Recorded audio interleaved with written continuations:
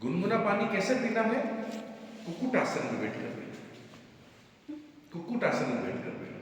जिन्हें घुटने की तकलीफ है वे कुर्सी पर बैठ कर पिए। हम जब खड़े होते हैं तब ओसोफेगस लंबी हो जाती है और स्टोमक हॉरिजॉन्टल से वर्टिकल हो जाता है। हम खड़े होकर पानी पीते हैं, भोजन नली में रहता है, वो पेट में नहीं जाता। हम जब बैठ जाते हैं भोजन नलिका सिकुड़ जाती है, स्टोमक हॉरिजॉन्टल हो जाता है। यदि हम बैठकर पानी पीते हैं तो वो सीधा स्टोमक में जाता है, स्टोमक में जाकर अपना काम करता है, इंटेस्टाइन में जाता है। इसलिए कहते हैं पानी हमेशा बैठ कर पीजिए। हमारे राजस्थान मारवाड़ी में कहावत है, उबो बूते हुओ खावे विकारो कदी नहीं जावे। ऐसा हमारे राजस्थान में कहावत है। If you are drinking water with standing position, आपकी डिजीज कभी नहीं जाएगी, आपके हेल्थ इश्यूज कभी नहीं जाएंगे। तो सुबह उठते ही उषा पाना, और हमें गर्म पानी कितना पीना है?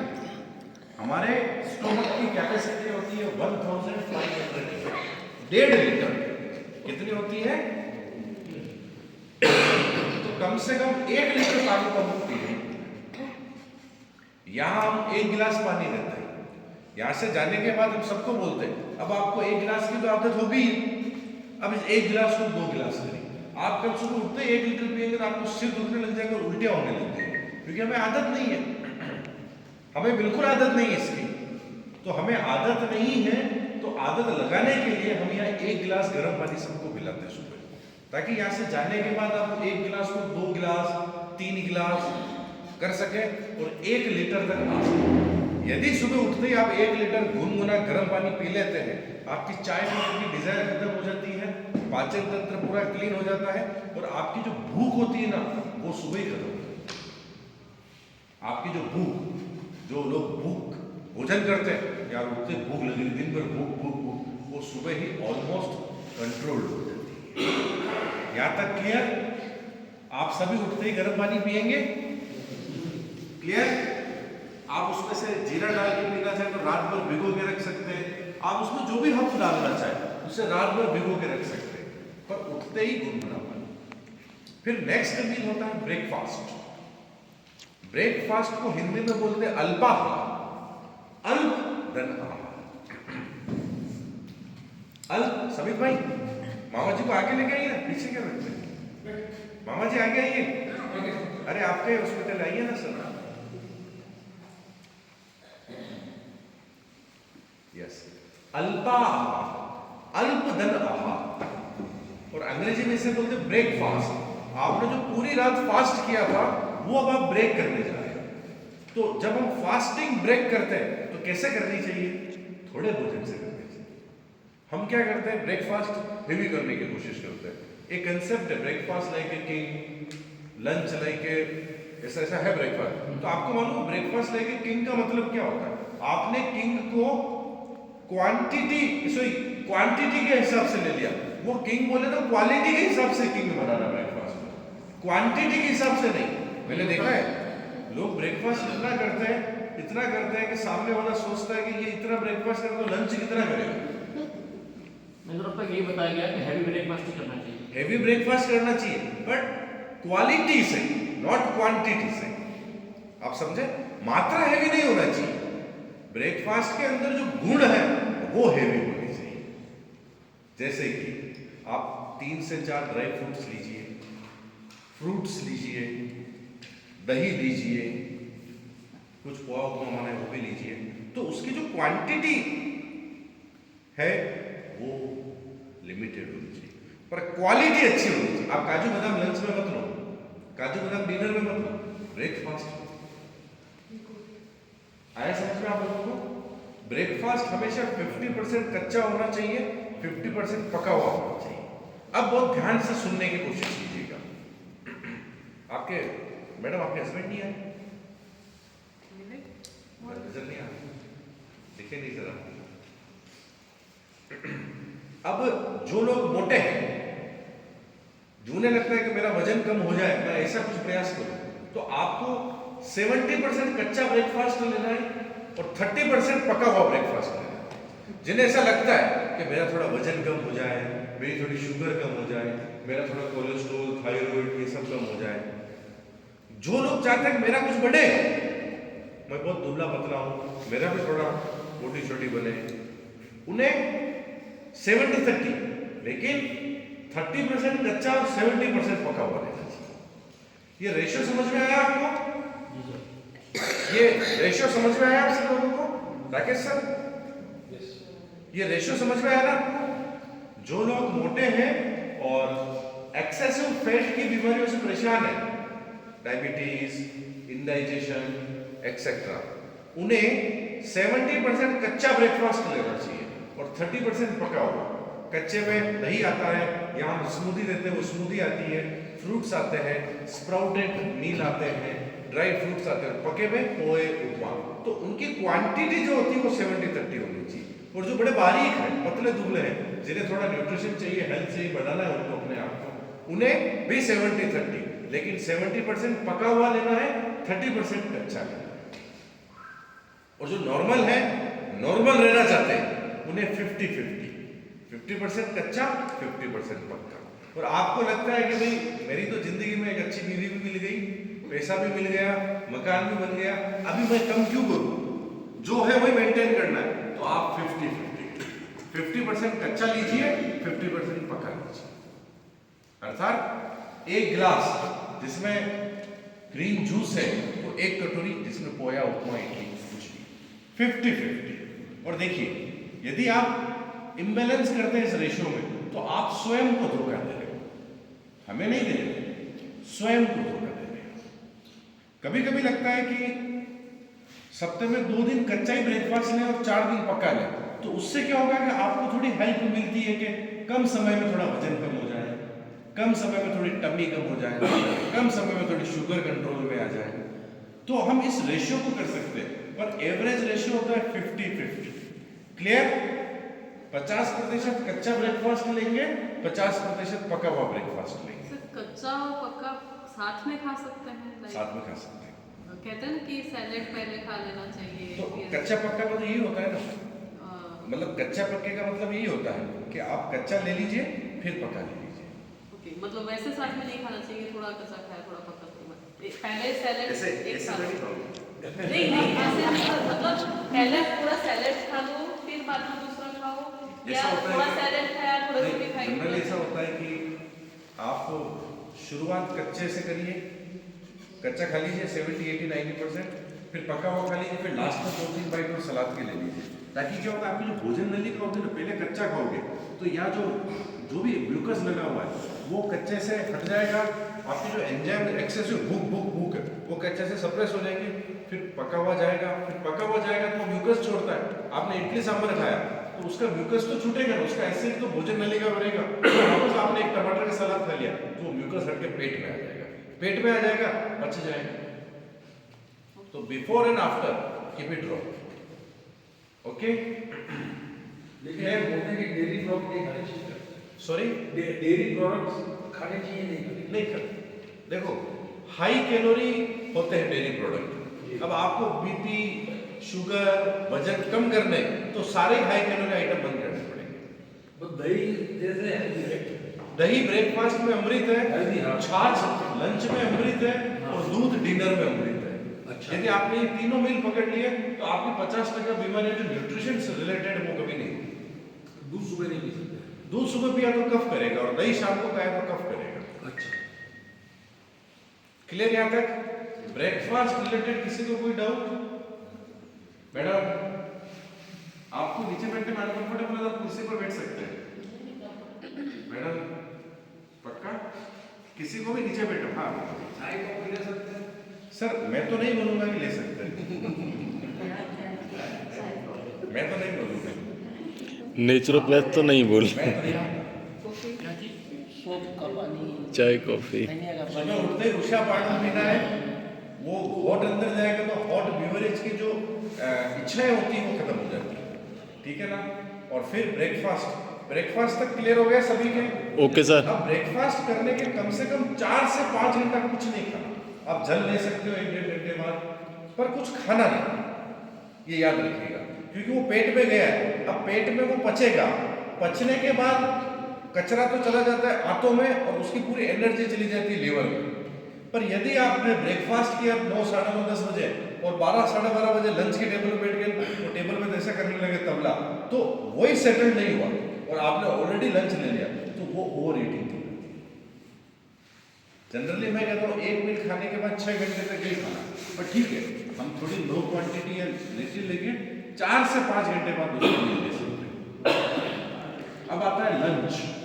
Just I have one question. Generally dry fruits, suppose you take only dry fruits, उसके अंदर फास्ट के अंदर बाकी कुछ नहीं लेते, तो फिर क्या करना है? Generally dry fruits नहीं, आप ले सकते हो ओनली ड्राई फ्रूट्स। तो उसमें भी फिर वो 6 घंटे का डिफरेंस रहता देखो ये तो अलग मील। अगर आप ब्रेकफास्ट 8, साढ़े 8 बजे 5 या 6 ड्राई फ्रूट्स ले रहे हैं, तो फिर आप 10:30, 11 बजे भोजन कर लीजिए, भोजन कर लीजिए आप। क्योंकि जो लोग ब्रेकफास्ट नहीं करते उनकी 12, 1 बजे तक भूख एकदम वो भुक्कड़ हो जाता है, ज्यादा खा क्षमताओं से ज्यादा वेटिंग कर लेते हैं और फिर उनके ऐसे सब लाओ सब लाओ सब लाओ। मैंने देखे सर, गैस हो जाती है। हाँ, फिर मैंने कुछ देखे वो 55 मिनट वाला काम करते हैं वो लोग, जो खाना है 55 मिनट में खाना है। तो भाई कचौरी, समोसा, चाय, आइसक्रीम, सोडा, कोल्ड ड्रिंक, सारी चीजें उसमें खाते हैं और सच में खा भी लेते हैं। मतलब खाते हैं ये तो सरप्राइज है, पर वो खा भी लेते हैं, ये बहुत बड़ी सरप्राइज है। शादी के अंदर तो पूछो ही मत सर, पेट भरने के बाद तो ये बोल दे वो स्टॉल देखी क्या? नहीं नहीं देखी, क्या है वो? अरे चलो, और प्लेट तो ऐसे लगाते लाइन के अंदर कि हम 40-50 दिनों के भूखे हैं। तो भैया थोड़ा इधर भी दो ना, और थोड़ा उधर नहीं मिला तो गुस्सा हो जाते हैं उसमें। ऐसे हम 18-20 दिनों से भूखे। ये फैक्ट है, ये बहुत फैक्ट है। नहीं धंधा तो चलेगा हमारा, पर आपको मालूम है दक्षिण भारत में आज भी जो शादियां होती है ना, स्पेशली साउथ कल्चर बिलोंगिंग, वो सब दिन में होती है, वो सब दिन में होती है। मैंने अपने जीवन के 7-8 साल कर्नाटक में बिताए और 10-1 साल महाराष्ट्र में बिताए। जो मराठी शादियां होती हैं, साउथ इंडियन मैरिजेस होती है, वो सब आफ्टरनून में होती है। पर लो भाई मारवाड़ी, गुजराती, सर ब्रेकफास्ट 12, साढ़े 12 बजे खत्म होता है, फिर 2:30 बजे लंच से चालू होता है, पूछो ही मत। और ऐसा होता है कि सर लंच हमें रोकना पड़ता है क्योंकि हाई टी खानी है हमें। मैं आपको रियलिटी ऑफ द हमारे मारवाड़ी कल्चर का ही बता रहा हूँ। मतलब हाई टी का मेनू सुनने में आ जाता है तो रोकना पड़ता है, भाई यार वो भी खाना है, यार वो कैसे पूछता है, वो भी खाना। और डिनर के अंदर 7, साढ़े 7 बजे डिनर चालू हो जाता है, तो हम लोग लंच थोड़ा हैवी किया है तो हम डिनर को 2 भागों में करते हैं। पहले जो स्टॉलें लगी हुई वो 8 बजे के आसपास कर लेते हैं, फिर मेन कोर्स 11 बजे करते हैं, पर खाएंगे जरूर। ठीक है ना? तो अगेंस्ट ऑफ नेचर गए हम लोग तो तकलीफ पाते हैं। ब्रेकफास्ट का टाइमिंग क्या होना चाहिए? सर ब्रेकफास्ट का टाइम होता है सूर्योदय के आसपास, सूर्योदय के आसपास। हाँ, दोपहर के लंच का टाइम होता है जब सूर्य सिर के ऊपर, और डिनर का टाइम होता है सूर्यास्त के आसपास। ठीक है? लंच में हर व्यक्ति को कम से कम 40% कच्चा सलाद होना चाहिए। 40% कच्चा सलाद हर व्यक्ति को होना चाहिए। 10 से 20% लंच में छाछ, और जिन्हें छाछ सूट नहीं होती है उन्हें लंच में कोई गर्म लिक्विड, सूप हो गया, होना कंपल्सरी। 50% आपको लंच में नॉर्मल भोजन होना चाहिए, जिसमें आप 1 रोटी, सब्जी, थोड़े दाल चावल इंक्लूड कर दो, कुछ मिठाई ले लीजिए, 1 कटोरी इंक्लूड कर दो। ठीक है ना? और गेहूं, ज्वार, बाजरा, मक्का, रागी, चावल, ये सब कार्बोहाइड्रेट है और सबके 100 ग्राम में 350 कैलोरी होती है। चाहे आप चावल खाओ, चाहे गेहूं खाओ, चाहे मक्का खाओ, चाहे बाजरा। लेकिन साइंस कहती है कि जो जहां उगता है वो वहां पचता है। तो आपके गुजरात में क्या उगता है? चावल उगता है गुजरात में? नहीं, चावल उगता है। तो फिर आप अगर चावल को मेन मील करते हो तो वो सुपाच्य नहीं, दैट इज कुपाच्य। दक्षिण भारत में चावल उगता है तो वहां जाकर अगर आप रोटी जब खाओगे तो आपको इंडाइजेशन हो जाएगा, क्योंकि वहां कि जलवायु चावल के लिए ही बनी है। तो उस जलवायु में अगर यदि आप रहते हैं तो आप चावल के मेन मील बने, मेन कार्बोहाइड्रेट। राजस्थान, गुजरात और महाराष्ट्र इस धरातल पर ज्वार और बाजरा उगता है, तो यहाँ ज्वार बाजरा पचता है। फिर राजस्थान और उससे पूरा ऊपर पंजाब तक चले जाइए, वहां पर मक्का और गेहूं उगता है, तो वहां पर मक्का और गेहूं बचता है। आप पंजाब में जाके बाजरा ज्वार इंडाइजेशन होते हैं, वहाँ गेहूं के पराठे होते हैं, वहाँ मक्के के रोटी होते हैं। और राजस्थान में बाजरा भी उगता है, मक्का भी उगता है और गेहूं भी उगता है। तो राजस्थान में मल्टी चलता है और जौ भी उगता है। गुजरात और महाराष्ट्र में ज्वार बाजरा ही उगता है, तो यहाँ पर ज्वार बाजरा बहुत अच्छे से बचता है। जौ खा सकते हैं? जो खा सकते हैं, जो भी उगता है खा सकते हैं। तो लंच आपको समझ में आया। 40% लंच कंचा, अर्थात 250 ग्राम सलाद हर व्यक्ति को लेना चाहिए। पहले सलाद लेना चाहिए और लास्ट में 1 से 2 गिलास छाछ पीना चाहिए। बीच में जो थोड़ा बहुत मिले तो भोजन कर लो। Lunch clear? Lunch clear? ठीक है मैं सर। आपको लंच में कोई रेस्ट्रिक्शंस नहीं दे रहा हूँ, पनीर नहीं खाना, आलू नहीं खाना, मैं कभी ऐसा डाइटिंग नहीं कराता। And I humble request to all of you not to follow any strict diet because you cannot follow for the long durations। और एक बार आप डाइटिंग करोगे तो डिप्रेशन पे चले जाओगे, क्योंकि जैसे ही डाइटिंग करते हैं साइकोलॉजिकली आपने अपने आप को बांध दिया।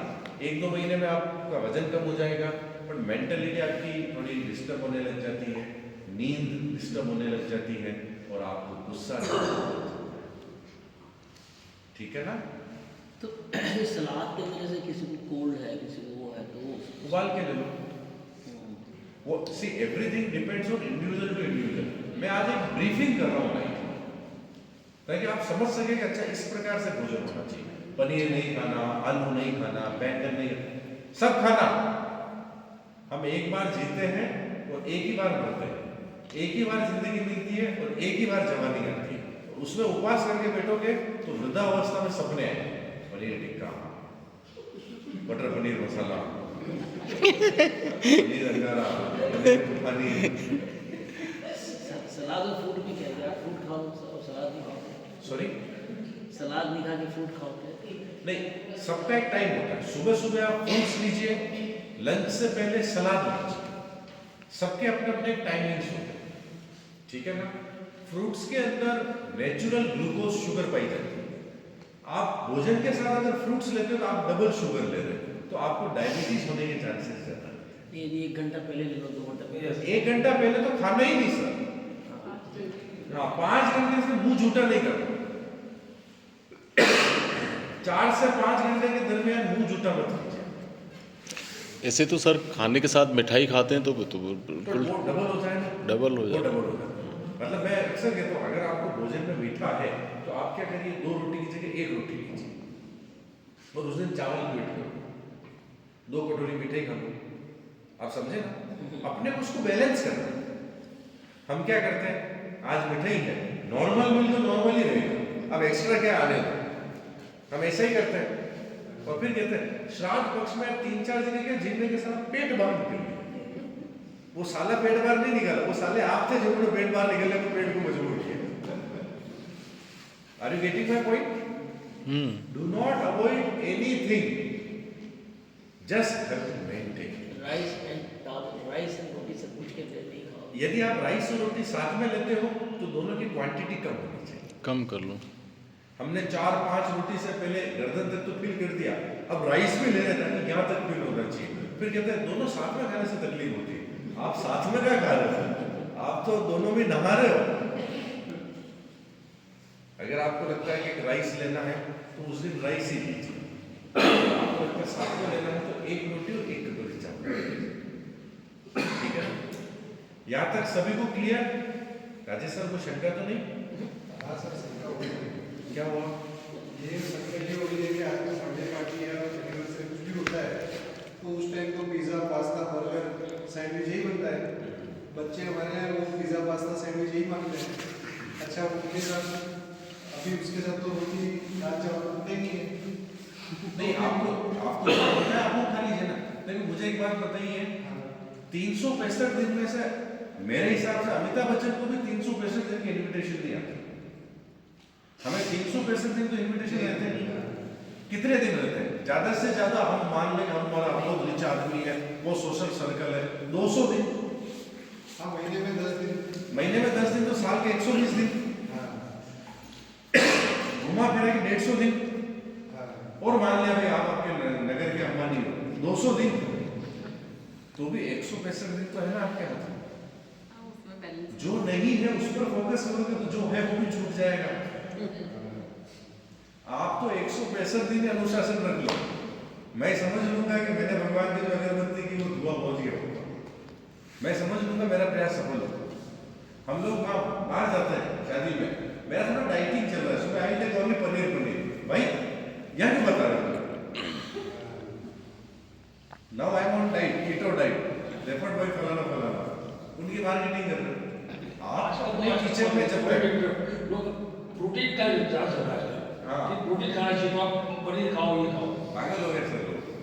आप तो केवल अपने किचन में अनुशासन रख लीजिए बस, आपको और कुछ करने की जरूरत नहीं। fruits advisable to eat in morning. Fruits advisable to eat when glucose to be fed.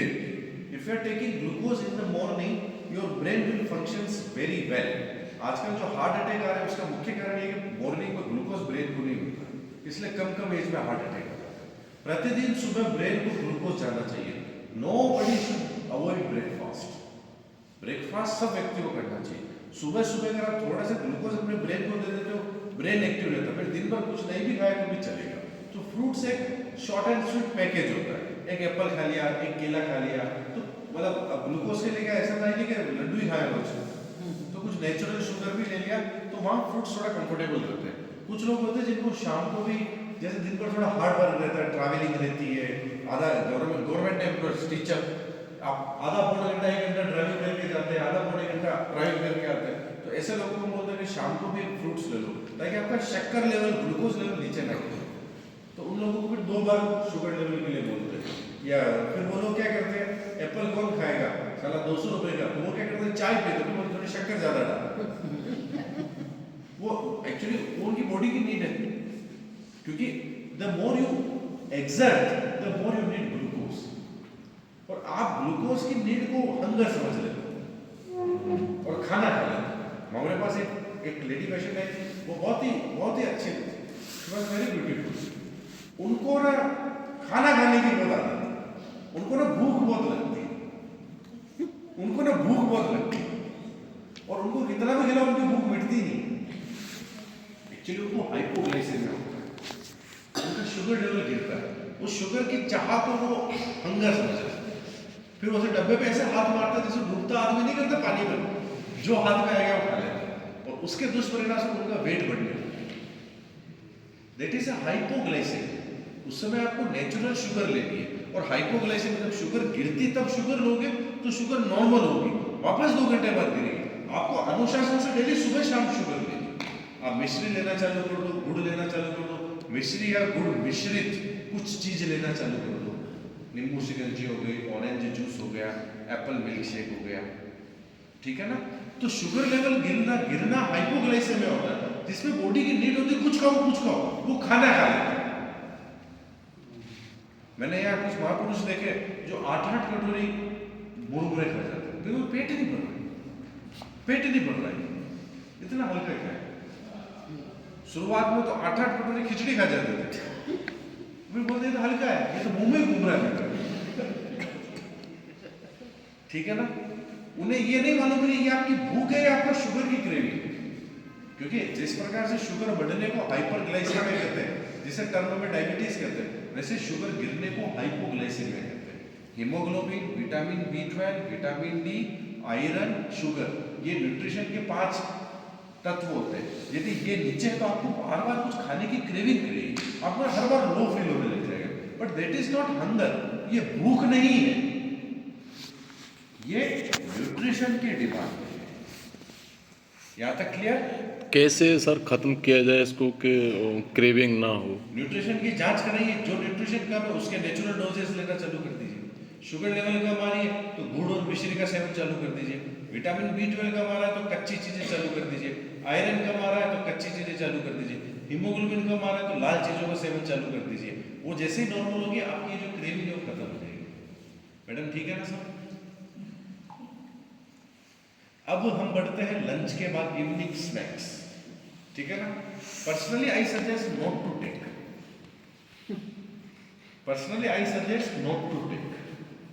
ठीक है ना, क्योंकि आप 5 बजे लेते हो और फिर 7 बजे डिनर करना है तो वो गैप कम होता है। तो personally I suggest not to take, but फिर भी आप लेते हो तो ये जो हमने अमृत पेय बनाया, हम आपको बताते हैं कि यहाँ पर एक बहुत बड़े अहमदाबाद के, गुजरात के बहुत बड़े जज आए थे। उनको उनकी बीमारी में तो भगवान की कृपा से बहुत अच्छा रिजल्ट मिला। उन्होंने उनके कोर्ट में, यहाँ से अमृत पेय का फॉर्मूला मैं सबको लिख के देता हूँ, पूरे कोर्ट में उनके अमृत पेय बनता है और सारे एम्प्लॉयर पीते हैं। तो उन्होंने उनके पेरेंट्स को भेजा था भाई 21 दिन के लिए। उनके पेरेंट्स भी कल ही डिस्चार्ज हुए। उनके पेरेंट्स का भी 10-12 किलो वजन कम हुआ, घुटने कमर स्पॉन्डिलोसिस आर्थराइटिस जड़ से क्लियर हो गया, फैटी लिवर ग्रेड 3 था जो 0 हो गया। तो वो जज मिलने आए थे मेरे से, मिलने आए और बहुत अच्छा तोहफा लेके आए। उन्होंने एक बात बताई, सर मेरी कोर्ट में छोटे से छोटा एम्प्लॉयर अमृत में पीता है दिन में 2 बार। आप यकीन नहीं मानेंगे सर, लोगों की पेंटें ढीली पड़ गई। मेरे साथ जो वुमन स्टाफ था खुद ही बोल रहे हैं 3 महीने में थायराइड अपने आप कंट्रोल में आ गई। कंसिस्टेंसी। तो ये जो अमृत पेय ये आप लीजिए, बाजार में ग्रीन टी हर्बल टी मिलती है, ट्राई नॉट टू टेक। ये तुलसी, पुदीना, हल्दी, अदरक, नींबू, सेंधा नमक, ऐसे कुछ नेचुरल हर्ब्स आप घर पे भी ले सकते हो। कुछ अदरक को उबाल के ले लिया। हमने ये बनाया था कि ये टेस्टी, यहाँ पे काफी सारे फॉर्मूलेस हमने बनाए, हमने एक रिसर्च करके बनाया, टेस्ट होना चाहिए। घर पे आप जीरे को और थोड़ा तुलसी को उबालोगे, उसमें टेस्ट नहीं होगा। 2 दिन तो पियोगे, तो रोज नहीं पी सकते। अमृत पेय, तुलसी, पुदीना, हल्दी, अदरक, नींबू, गुड़, सेंधा नमक। जब आप जाओगे तो मैं सबको लिख के दे देता हूँ, ठीक है ना। तो इसमें क्या टेस्ट है, तो टेस्टी चीज क्या रोज खाई जा सकती है। करेले की सब्जी रोज नहीं खा सकती, लेकिन यहाँ जो करेले की सब्जी बनती है वो आप रोज खा सकते हैं। बहुत अच्छी लगती है सर। वो मिठाई का सप्लीमेंट सा होता है। मूंग की दाल, मूंग दाल का लड्डू भी अच्छा लगा था, कैसा लगा? बढ़िया, बेहतरीन।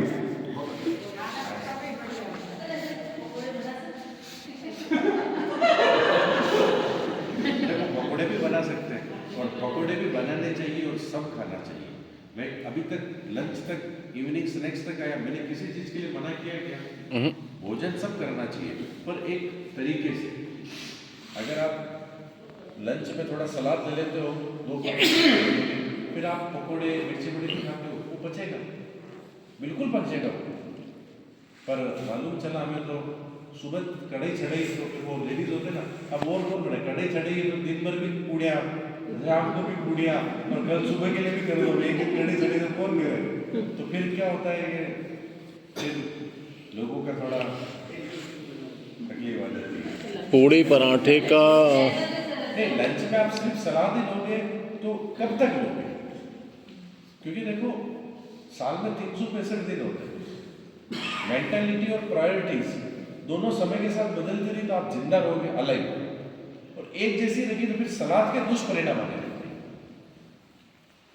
क्योंकि अति सर्वत्र वर्ज्यते, एक्सेस इज ऑलवेज हार्मफुल। तो मैं ये कहता हूँ 40% कच्चा रखो, उसमें बदल बदल के सलाद दो। नहीं, फिर प्रोटीन की रिकवरी नहीं होगी इससे। क्या बोले? सैलेड्स काफी टाइप के होते हैं, तो काफी टाइप के बहुत नॉर्मल मील रखो। आप देखिए आधी रोटी और सब्जी, आप होटल में थोड़ी खिचड़ी, पूड़ी पराठा सर महीने में कितनी बार? क्या चीज? पूड़ी पराठा महीने में कितनी बार? आप सप्ते में 2 बार खाओ जी, आप सप्ते में 2 बार। देखो मैंने किसी चीज के लिए मना नहीं किया, मैंने बस एक लाइन दिया, लिमिटेशन के लिए। आप जब 40% सलाद, अर्थात 200 ग्राम सलाद खा लोगे, आधी भूख आपकी मिट जाएगी। तो नॉर्मली अगर आप 4 पूड़ियाँ खाते होंगे तो आप 2 ही पूड़ी खाओ, ठीक है ना। इवनिंग स्नैक्स में लिक्विड लीजिए, गर्मी का मौसम आ जाए तो कुछ जूस ले लीजिए, सर्दी बरसात का मौसम तो अमृत पे ले लीजिए, ठीक है ना। अब आता है डिनर। डिनर से शुरू होता है आदमी बीमार होगा या बीमार नहीं होगा, क्योंकि डिनर सबसे महत्वपूर्ण होता है।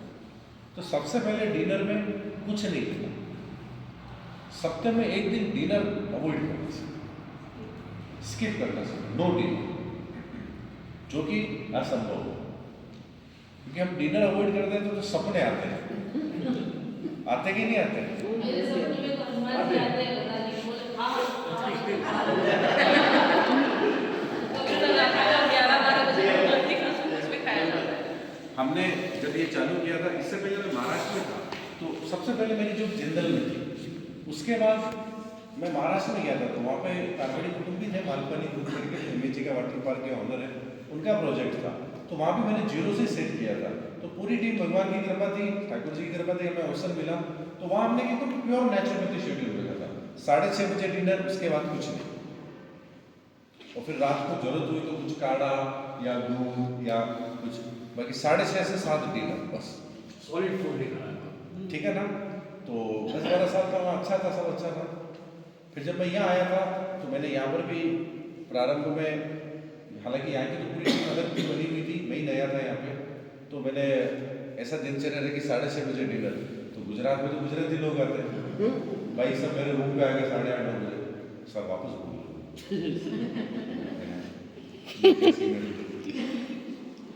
वापस भूल गए।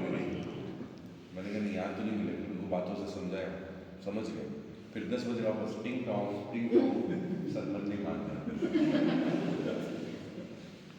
मेरी तो गजब है। फिर जैसे तैसे समझाया किया, महीना भर निकला मेरा भी, 2-4 लोगों को थोड़ा रिजल्ट भी मिला, और 10-20 लोगों से थोड़ी गालियाँ भी मिली।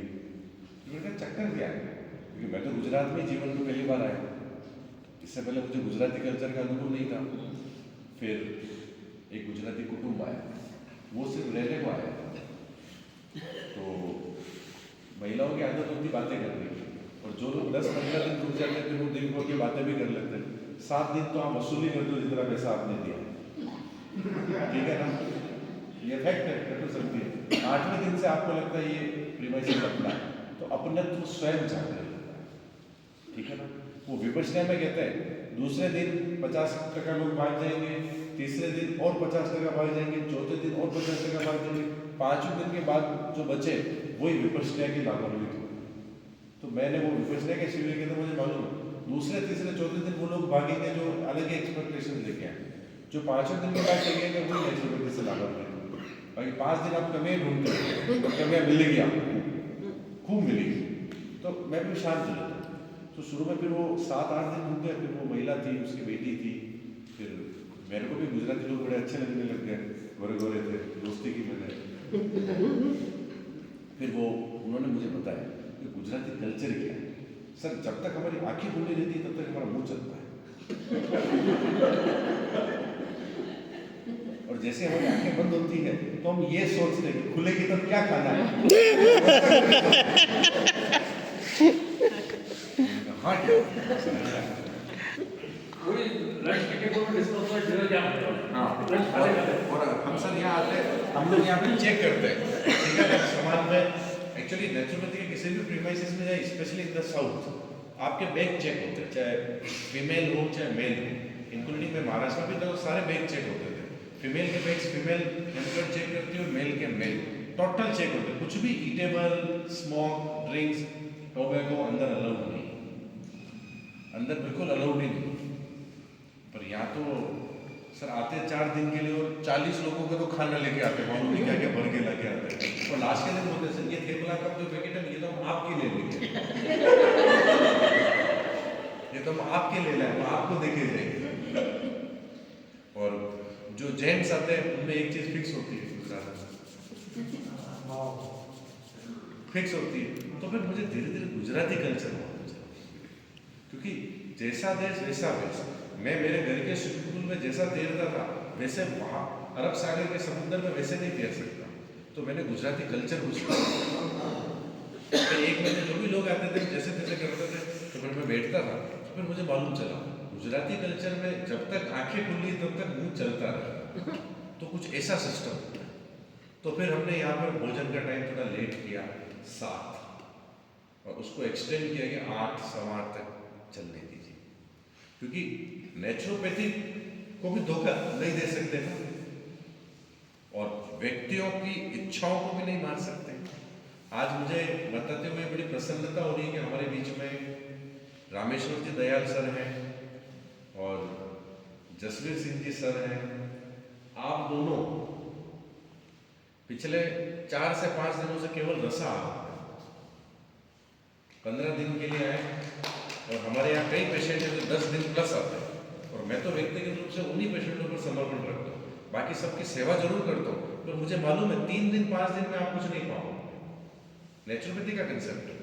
आप दोनों अनेकों नेचुरोपैथी में घूम चुके हैं, अनेकों, और पिछले 5 दिनों से रसाहार है और आपने मुझे स्ट्रिक्टली बोला है सर हम 21 दिन और बढ़ेंगे पर लिक्विड डाइट भी देंगे। इनके सामने लड्डू होते हैं, इनके सामने सब होते हैं, ये स्वयं नियंत्रण करते हैं, लाभान्वित हो रहे हैं। इनकी 50% बीमारी अपने आप सोल्व हो चुकी है। चिकित्सा लिमिटेड लेते हैं, दोपहर में 1 चिकित्सा, सुबह 1 चिकित्सा, प्राणायाम मेडिटेशन का कोई सत्र मिस नहीं करते हैं। और अब इनकी मांग है कि एक और मेडिटेशन है विपश्यना जो जल्द चालू किया जाए यहाँ पे, और वो हम करते थे, अभी मैंने बंद किया। ये जो क्रिसमस का रश आया था दिसंबर में, तभी हमने बंद किया। तो हमारे बीच में बैठे हुए, पर क्या आप कह सकते हो कि ये ऐसे ऐसे हो रहे हैं? 5 दिन से रसा आ रहा है और अग्रिम और 5 दिनों के लिए मानसिक रूप से तैयार। नहीं सर, कोई उसमें वीकनेस महसूस नहीं हो रही। नहीं तो घर पे तो एक दिन ना करें वो सॉलिड भोजन तो वही उसमें इरिटेशन और सब लगने लगता है। तो नेचुरोपैथी के कंसेप्ट को समझकर जब आप फॉलो करते हैं तो मजा आता है। तो अब हम डिनर की तरफ जाएंगे। एक दिन तो डिनर नहीं लेना जो कि असंभव है, पर शायद नर न करे नारायण, बुद्धि दे भगवान। तो पहला ऑप्शन डिनर नहीं लेना। दूसरा ऑप्शन डिनर में मैडम कुर्सी पर बैठ जाइए आप। दूसरा ऑप्शन है डिनर में दूध पीना शुरू। आजकल बना सब ठीक है। बहुत विरोध चल रहा है।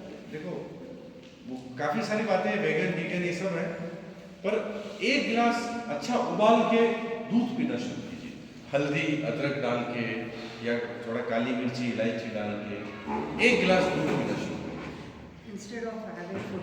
हाँ, जानते हो क्यों? हमारे शरीर में जितनी भी हड्डियां हैं, 2 हड्डियों के बीच में लुब्रिकेशन होता है, घुटनों के बीच में स्पाइन। दूध में घी डाल के जब से ये वेगन चालू हुआ है तब से ये दर्द वाले केसेस चालू हुए। हम लोग लिपिड फैट नहीं ले रहे। फैट भी शरीर के लिए बहुत जरूरी है। वो लुब्रिकेशन कैसे मेंटेन करेंगे? भोजन तेल में बन रहा है, यहाँ पूरा भोजन घी में बनता है, पर घर पे भोजन तेल में बनता है। यहाँ घी में बन रहा है। हम वो जो चीज़ हम फ्राई करते हैं वो घी में करते हैं, यहाँ हम तेल बिल्कुल यूज नहीं करते। तो आपके शरीर में घी नहीं जाएगा तो ये लुब्रिकेशन कैसे बनेगा? ग्रीस कैसे बनेगा? दूध में लिमिटेड घी डाल सकते हैं सर? दूध में लिमिटेड नहीं, आप अनलिमिटेड घी भी डाल सकते हो। दूध एक वो घटक होता है जो शरीर में थोड़ा फैट देता है, जो जॉइंट्स के अंदर लुब्रिकेशन पैदा करता है। तो 1 गिलास दूध पीना शुरू करें या दूध रोटी खाना शुरू करें। पेट भी ठंडा करता दूध रोटी दूध रोटी गुजरात में बहुत खाया जाता है, दूध दूध रोटी। भाकरी, हाँ। दूध और भाकरी। है। दूध रोटी का ये ब्रेकफास्ट क्लियर? ओके सर, अब ओके। एक मेनू खिचड़ी खाना चाहिए। खिचड़ी में सब्जियां डालें। या तो देखो हम खिचड़ी अलग बनाते हैं, सब्जी अलग बनाते हैं, पर घर पे तो अपने पास 4 कुक और 4 परोसने वाले अरुण अनिल है नहीं। खिचड़ी सूप थोड़ा ही देना, घर पे तो बनाने वाले ही एक और वही परोसने वाले। तो आप क्या कीजिए, वेजिटेबल खिचड़ी बनाइए। हम भी यहाँ बहुत जल्दी वेजिटेबल खिचड़ी चालू करने वाले, ठीक है ना? तो खिचड़ी के अंदर 2 सब्जियां रोज डालें। पहला मेनू कुछ ना लें, दूसरा मेनू दूध पी लें, तीसरा मेनू दूध रोटी ले लें, चौथा मेनू वेजिटेबल खिचड़ी लें। प्लेन खिचड़ी कॉन्स्टिपेशन करती है। प्लेन खिचड़ी पेशेंट डाइट है। जो एलोपैथी में एडमिट होता है ना, जिनको मोशन नहीं आना चाहिए, मोशन रोकना हो, उसके लिए प्लेन खिचड़ी दी जाती है। बाकी प्लेन खिचड़ी हमेशा कॉन्स्टिपेशन करती है। या हम सब्जियां सब देते हैं तो चल जाता है, पर प्लेन खिचड़ी कॉन्स्टिपेशन करती है। तो वेजिटेबल खिचड़ी का चौथा मेनू समझ में आ गया? पांचवा मेनू के अंदर केवल और केवल सूप या सूप और सब्जी। At night. हाँ, कुछ लोगों को होता है ना, थोड़ा यार टेस्ट चाहिए, ये दूध पी इधर खिचड़ी टेस्टी चाहिए, तो सूप आप घर पे सूप अपने स्टाइल से भी बनाना चाहो तो बना सकते हो। सूप या सूप और कोई सूखी सब्जी या लिक्विड सब्जी बने, ठीक है। सूप और खिचड़ी के सूप और सूप और कोई सब्जी, लेकिन सुपर सैलेड हो नहीं डिनर में कच्चा नहीं खाना। सब पे पर्सन दूध रहा है। हाँ उस दिन दूध ना, ये मैंने ऑप्शनल बनाया मैंने, या तो ये या तो ये या तो ये या तो, क्लियर यहाँ तक? ठीक है सर। जैसे कि आपको क्या लगेगा सब?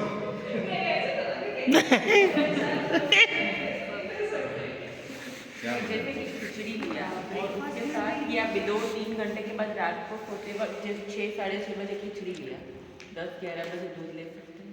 देखो जैसे जैसे सूर्यास्त हो जाता है तो जठर अग्नि खत्म हो जाती है।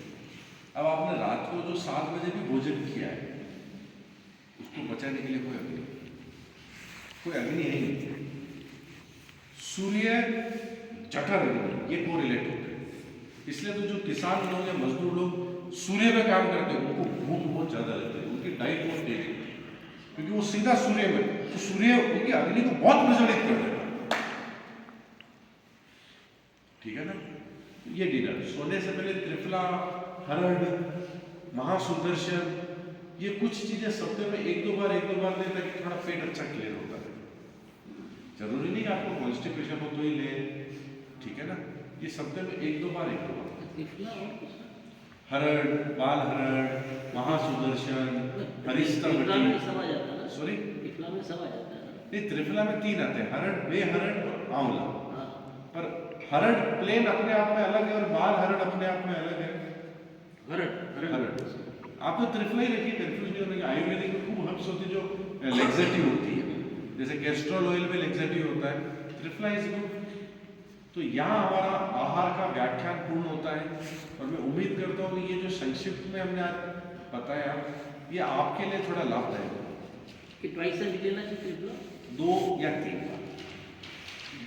दूध भी रात को जैसे 9-10 बजे ले सकते हैं। नहीं इतना लेट यदि आप दूध लेंगे तो फिर आप सोएंगे, तो फिर दूध पिया वो पेट में, फिर सो गए तो फिर वो ऊपर आता है, फिर गैस्ट्रिक इशू। तो उसका भी टाइम है। 7-7:30 बजे डिनर में दूध ले लो ना, 1 कप या 2 कप। दूध और खिचड़ी बड़ा फेमस है। दूध आई लव दूध और खिचड़ी, वो प्रॉब्लम होता है। दूध खिचड़ी नहीं बताई कि खिचड़ी वाले में दूध नहीं। एक्चुअली ऐसा होता है ना सर कि कुछ चीजें होती अच्छी है और कुछ चीजें लगती अच्छी है। तो जो लगती अच्छी है जरूरी नहीं कि वो अच्छी होए, और जो होती अच्छी जरूरी नहीं कि वो अच्छे लगे। किंतु वेजिटेबल खिचड़ी और दूध जैसे ऐसे भी आप मतलब मैं ये कहूँगा वेजिटेबल खिचड़ी ले रहे हो तो वेजिटेबल खिचड़ी लो, उसके साथ और कुछ मत लो। Keep dinner very very light, very very light. काफी लोग डिनर में पोहे, उपमा, दलिया, सैंडविच ये लेते हैं हल्का करके। ये हल्का तो होता है पर इसमें फाइबर नहीं होता, तो इससे अगले दिन आपको मोशन नहीं बनते, तो फिर आपको स्टूल नहीं आते। तो डिनर हल्का ही लेना है पर डिनर के अंदर फाइबर होना चाहिए, ठीक है। अब इसी के ऊपर प्रश्न तो पूछ सकते हैं।